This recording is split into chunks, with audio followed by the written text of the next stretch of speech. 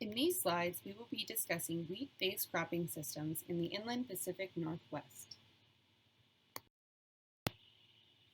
We will be discussing cropping trials located in 3 different precipitation zones of Washington and Idaho. All of these trials are non-irrigated and depend on annual rainfall as their water source. The low precipitation zone is represented by long-term cropping trials out in Ritzville, Washington, which receives an average of 13 inches of rain per year. At this level of precipitation, farmers utilize a crop fallow farming system, which means after a winter wheat crop is harvested, a field would be left fallow or bare for the drier summer months to preserve water. These trials, planted in 2010, integrate winter peas into a 3-year rotation with spring wheat, winter wheat, and tilled fallow. Since 2010, a lot of data has been collected on yields and soil nutrient level. Not much is known, however, about how the integration of winter peas has affected the soil microbial communities. In this study, we take a deeper dive into the relationship between soil microbes, nutrients, and the plants.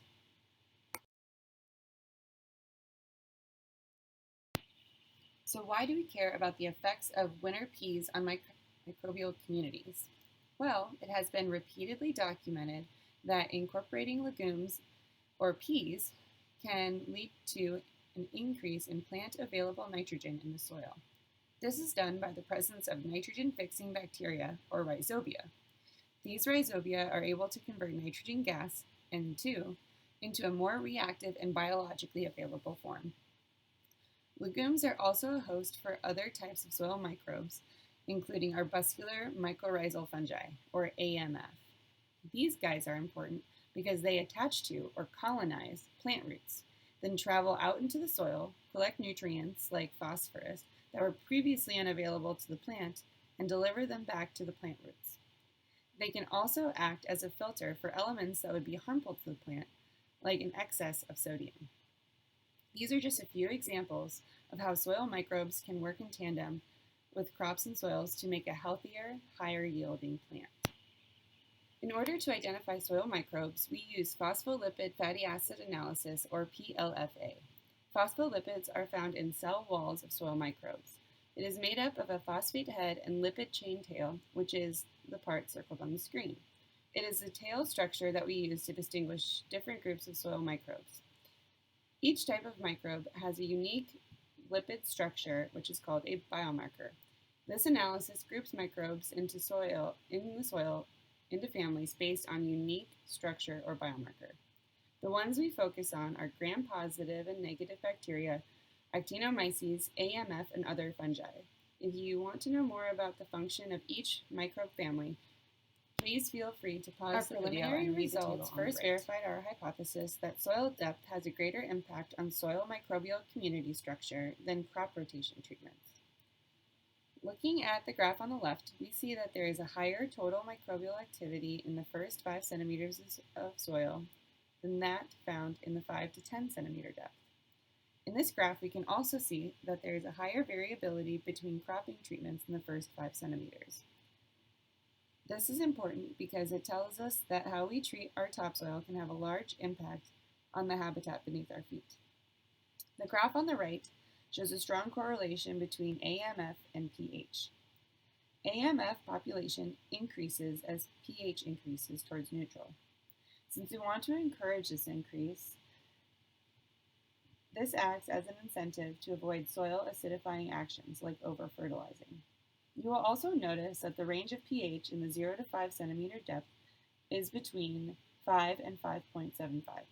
As soils become more acidic, the microbial communities as we continue analyzing our data, other fungal we hope to find more relationships between fertility further analysis and how these pH structure change over time. We will look at more complex interactions. For example, the graph on the right shows a trend between total microbial biomass, water content, and cropping rotation.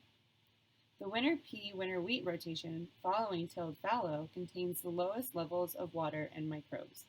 The spring wheat rotation following a winter pea, winter wheat rotation has increased water content, and the tilled fallow following spring wheat had the highest water content as well as microbial biomass.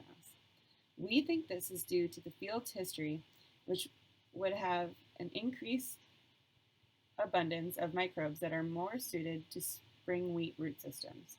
As we continue to look into these relationships, we are hoping to better understand these complex relationships and their implications for the future.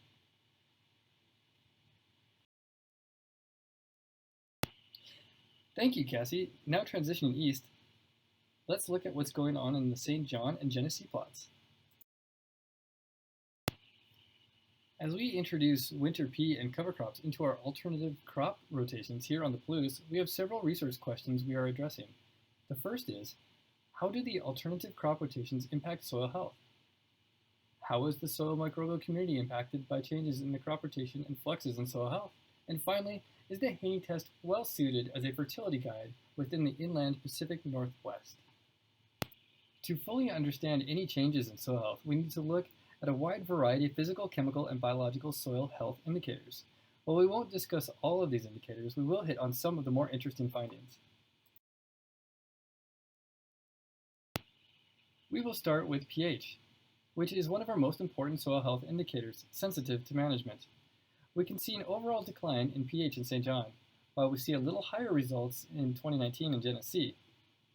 While we do see a variation in our findings between 2018 and 2019, it is too early to tell what might be seasonal variation or the beginnings of any actual trends. However, as we collect 2 more years of data, we will be able to not only see the trends per rotation, but also the individual impacts of following certain crops in rotation. With any earthworm analysis, it is important to note that there are 2 factors that need to be considered. One is that there's often a lag time in earthworm response to management, and 2, that we need to wait until we have more data from the following years before we can tease out any meaningful trends. It is not unusual to see earthworm density double or decrease by 1/2 between years at the same site simply due to seasonal climatic fluctuations. We also tend to see seasonal variation in no-till systems. This could be due to variables such as available food sources or soil moisture. However, with that said, it is interesting that the earthworm density following fallow was higher than following winter pea or spring cover crops in St. John. This suggests that soil moisture may be more important to earthworm survival than the amount of crop residue. This result may reflect the fact that the dominant species is endogenic instead of anesic. Endogenic earthworms tend to feed more on soil organic matter than crop residues. Until we have more field data, it's a little too early to tell.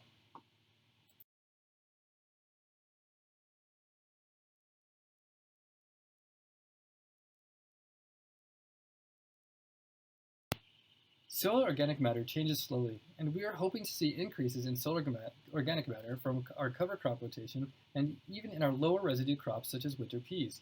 Even though we only have 2 years of data, we may be seeing initial evidence that supports replacing fallow with winter pea. This might be a result of increased crop residues, which may be positively influence organic matter accumulation. It is interesting to note that our largest drop in organic matter was in our fallow period, and we will see this fall if this trend will continue. Overall, although here we see a decrease in organic matter in both locations, at this time we do not know if this is seasonal variation or an actual trend. Soon we'll be able to compare our soil organic matter results with POC, which looks at liable carbon, and water extractable organic carbon, which looks at the most active pools of carbon within our soil.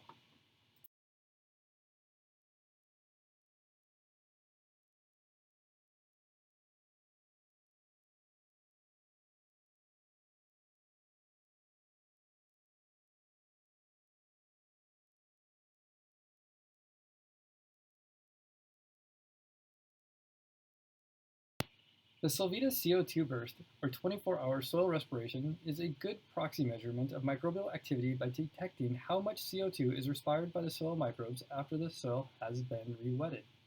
This measurement is strongly correlated with microbial populations, activity, and soil fertility. When looking at soil respiration, the higher the value, the more microbial activity you have. Normally, a value of 50 to 70 is considered good, and 70 to 100 is even better, as it is considered high microbial activity. In both systems, we see values that would be considered slightly above average or high in agricultural systems. As our study progresses, we should be able to tell if the fluctuations in soil respiration between crops and rotation are a result of any meaningful trends or if it is simple variation.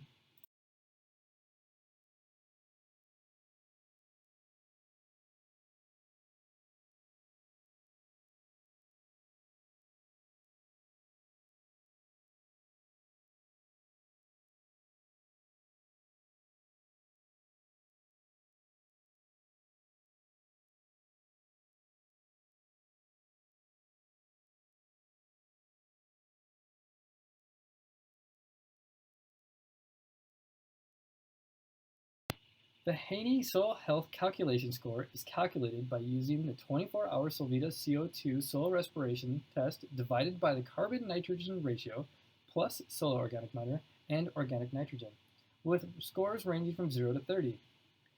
Scores below 7 are demonstrating degraded soil conditions. It is interesting to note that we see an increase in the scores for most crops in rotation, even though those scores are so closely related with soil organic matter.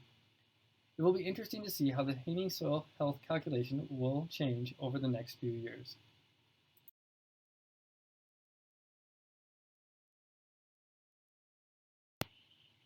While we are using both traditional soil health testing and the Haney test to determine soil health throughout our strip trials, we will be looking to determine if we can use the Haney test as a fertility guide. To do this, we'll be comparing each applicable Haney test to the traditional test. In this case, it is the 1 molar KCl extract, which had a very close correlation to the H3A Haney test extractable nitrates.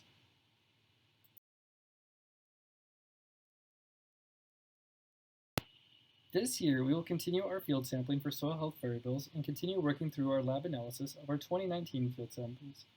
While conducting continued data analysis, we will be looking for other innovative methods used to quantify above and below ground carbon inputs. During our upcoming meeting with our participating farmers, we have several questions. 1. How common is soil health testing in the inland Pacific Northwest? 2. What specific questions do you have regarding soil health testing or soil properties? And 3. Do you have any questions that are linking soil health testing to NRCS or Conservation District conservation programs? Thank you for listening to our presentation, and if you have any questions, please feel free to contact us through the provided contact information below.